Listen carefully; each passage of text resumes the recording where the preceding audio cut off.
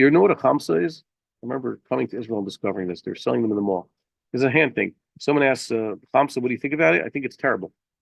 Okay. Why? Because one, they think it's some sort of magic protection. This, trinket will protect them somehow. Nothing more terrible. And at least if people feel that way about actual necessary religious items, like a mezuzah and tefillin, there are many religious Jews who think that the mezuzah and its tefillin literally protection. Even the Rambam says they protect you. They remind you. You know. Yeah. So that's bad. So they have a weak source that the tefillin and the mezuzah are sort of magic and the tzitzis protect them.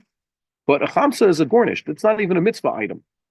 How's that supposed to protect you in any way? But worse than that, okay, not only is it a nothing, it's not even a nothing. It actually comes from Avodah Zarah. Chamsas have existed among pagan societies. They think like ancient Phoenician sources have it, this type of thing. It's in Islam and Christianity, and even the Romans, Greeks, and Carthaginians had it, the chamsa. So it doesn't matter how many Jews have adopted it. The chamsa is a pretty bad thing. Okay, so if you have a chamsa, get rid of it. Don't spend your money on it. Melt it down. It's not considered an idol. The good thing is, if it was an idol, so now you have to throw it into the Dead Sea. But if it's just nonsense, so melt it down if it's made out of any precious metal and use it. And if it's not precious, throw it in the garbage. What? If a Jew came into possession of the idol, how's he supposed to destroy it? So if it's metal, there's no way to destroy it except by throwing it into the Dead Sea. Okay, if it's wood, you burn it. If the idol is stone, you smash it. Idols?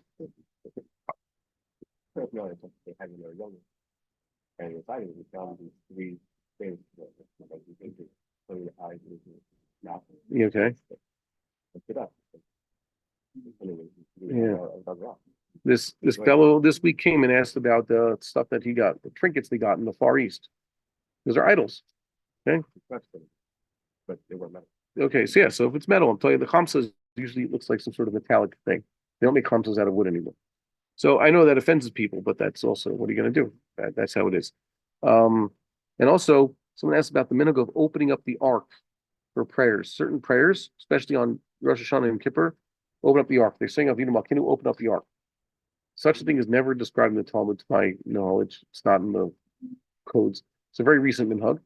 I don't like it. Why? Because it makes it seem as though like somehow there's more importance, or the prayers will go better if you could see the Sefer Torah.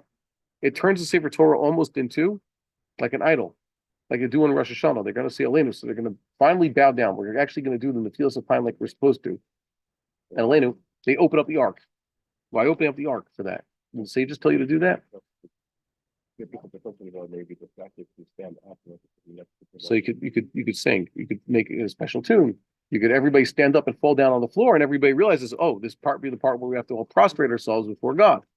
So I'm not a big fan of the whole opening up the ark. I think that the first source is the Zohar says that when they happen to open up the ark to take out the Torah for reading, that's when you say Brit Shmei. That's where Brit Shmei comes from. So I can understand the prayer. I don't see many don't understand. Why is there declaration of trusting God plus a prayer for parnasa? That's what Brit Shmei is. Objectively speaking, there's nothing wrong with doing such a thing. But the Zohar says that you say that when they take out the Torah, when they open up the ark. So then it snowballed from there that like I said, that there's nothing necessarily wrong with that. Rabbi Salvation didn't like the line, I will not rely on B'nai Elohim, Bar Elohim, Samichna. Okay, but that means I won't rely on angels.